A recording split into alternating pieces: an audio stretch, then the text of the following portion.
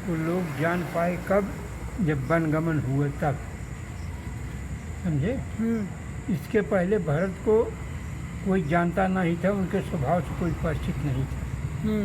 यद्यप राम और भरत एक ही कापी के, माने एक ही शकल सूरत मिलती थी।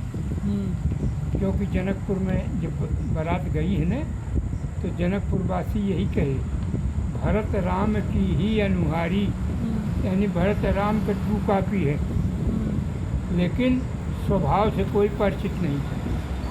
तो उनके भरत के स्वभाव का और राम के प्रति क्या उनकी आस्था, क्या विचार हैं, ये बात तब पता चला जब वनगमन हुआ। और पंडित रामचंद्र जी महाराज कहते हैं कि अगर वनगमन न हुआ होता तो भरत को कोई जानता भी नहीं। ये भरत को कोई जानता भी नहीं, क्योंकि वो अपना स्वभाव छिपा करके रखते थे। वनगमन के बाद ही प्रकट करना पड़ा उनको अपने को। तो जब वनगमन हो गया तो ननिहाल से उनको बुलाया गया, ननियोरे चला गया। गुरु वशिष्ठ ने संदेश वाहक भेज के बुलाया। तो ये कि अयोध्या में सबसे पहले जब वो पहुँचे अयोध्या में, तो उन्होंने विचार किया कि क्यों ना हम कैकेयी माँ के यहाँ चलें।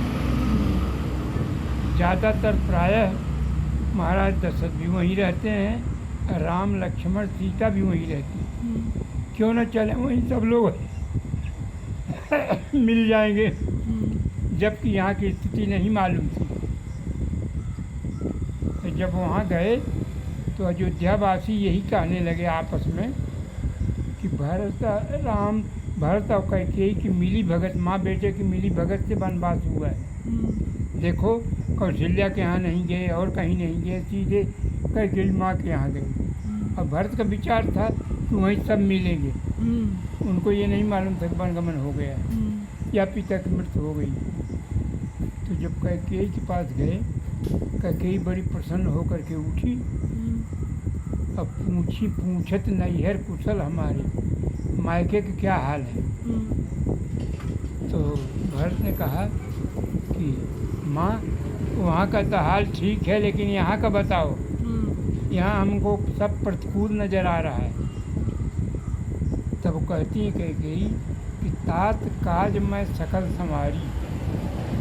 तात माने पिता, तात माने पिता भी, तात माने भाई भी, तात माने पुत्र भी, जहाँ जैसा प्रयोग हो है। राम ने लक्ष्मण को कई बार तात कहा है, भरत को तात कहा है। तात माने भाई, तात माने पिता, तात माने और क्या बताए,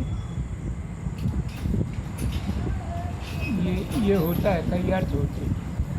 तो कहते तात पुत्र, तात काज में सकल संवारी, भय मंथरा सहाय बेचारी। याद रखिए, जो चुंगल खोर होता है ना, इधर का उधर लगाता, उसको सम्मान नहीं मिलता, वो बेचारी ही रह जाती। कितना बड़ा काम मंथरा किया, भरत को राजा बनवाया, लेकिन बेचारी हो गई है ना। वो कहती बेचारी ने वही संभाला, तुम राजा हो गए हो। तो लेकिन एक बात, कछु काज विधि बीच बिगाड़े हैं, कुछ बात बिगड़ गई है क्या, कि तुम्हारे पिता की मृत्यु हो गई।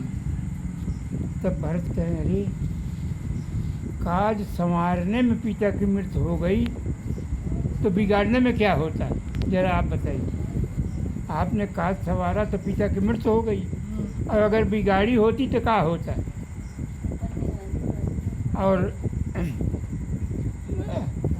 तो पिता की मृत्यु हुई तो कैसे हुई, क्या बीमारी थी, हमको सूचना नहीं दी गई। कहीं बीमारी कुछ नहीं थी। मैंने 2 वरदान मांग लिया, एक में तुमको राजा और दूसरे में राम को वनवास। को चले गए, राम के वियोग में वो प्राण त्याग दिए, और कोई बीमारी नहीं थी। तो भरत मत्थे पे हाथ धर के बैठ गए, कहे माँ अब दूसरी कैकेयी नहीं पैदा होगी, आप रहेंगे। यानी आपने मुझे राजा बनवाने के लिए विधवा रहना स्वीकार कर लिया, माँ का सिंदूर ढो डाला, समाज का कलंक ले लिया, लेकिन मुझको राजा बना के छोड़ा। अब ऐसी दूसरी कई माँ नहीं मिलेगी। चलिए, तो एक बात और भी है, जब आप मुझको इतना मानती, इतना बड़ा त्याग कर सकती हैं, तो एक बात मेरी और मान लीजिए। कैकेयी ने कहा, अब तो तुम राजा हो, तुम्हारी तो हर बात मानी जाएगी।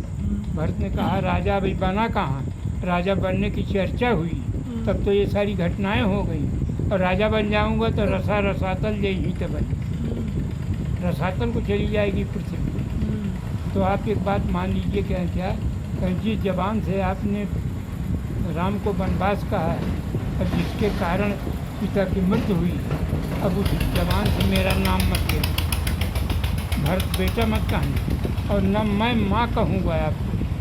यही हमारा आपका संबंध है। दंग रह जाती थी।